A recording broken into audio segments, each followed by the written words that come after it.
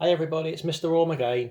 Today we're going to have a little look at some relative clauses, something that we've done quite a lot of in class. So just as a reminder, relative clauses add extra information into a sentence by adding some description about the noun in the sentence. Very importantly, a relative clause describes the noun. Now, a relative clause has a couple of things that it must have. It must have some punctuation to mark it out from the rest of the sentence. That could be commas, but you could also use brackets and dashes, as we've discussed before. And a relative clause must always begin with a relative pronoun, which could be who, which, where, or whose. So we use one of those to start our relative clause. So let's have a look at my first sentence here. Michael stared at the Peggy Sue. So what are the nouns in the sentence? We've got two to choose from. We could either choose to describe Michael. That's one noun, isn't it? Where's the other noun in this sentence? Michael is one of the nouns. Which is the other one? That's right, it's the Peggy Sue. Now, the Peggy Sue is actually a proper noun because it is the name of the boat, isn't it? It's the name of a boat in our story that we've been reading about. So Michael stared at the Peggy Sue.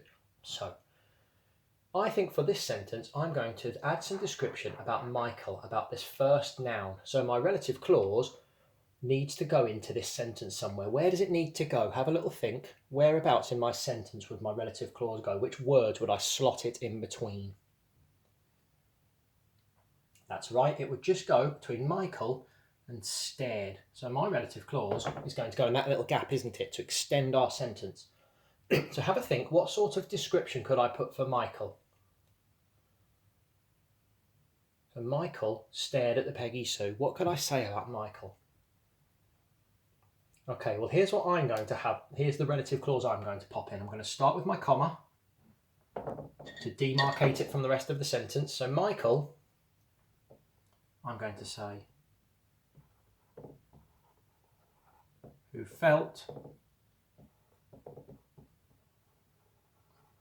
extremely anxious. There we are. So I've used my relative pronoun.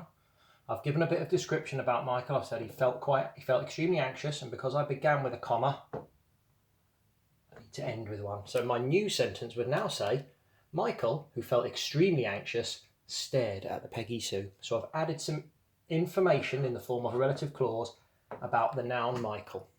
So let's have a look at my second sentence. The dock was very long, and at the end was the Peggy Sue. So have a think, what are my nouns in that sentence? What could I add a relative clause to describe? I'll give you a clue, there's two nouns in there. Okay, good. Obviously we've got our proper noun, we've got the Peggy Sue. Where's my other Peggy Sue? My other Peggy Sue, my other noun even. It's the dock, isn't it? The dock is the other noun. Now, I've already put a little bit of description about this noun. I've said it was very long, so I'm not going to put another relative clause there. So I'm going to do my relative clause about the Peggy Sue. What could I say about the Peggy Sue? Now, from reading our book, Kentucky's Kingdom, we know that the Peggy Sue is a boat, don't we? So what might I say? We know that Michael's dad has bought it. We know they're taking it on a trip. What could I add about the Peggy Sue? You'll notice now that my relative clause isn't being slotted into the middle. It's going to come at the end, isn't it? Because I need to put my relative clause after the noun, so it needs to come right at the very end of the sentence. So what could I say about the Peggy Sue? Okay, well, for my sentence, I'm going to say, the dock was very long, and at the end was the Peggy Sue, which Michael's father had just bought.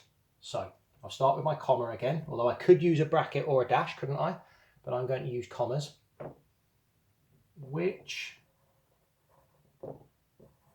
Michael's, not forget my apostrophe, Michael's father had just bought.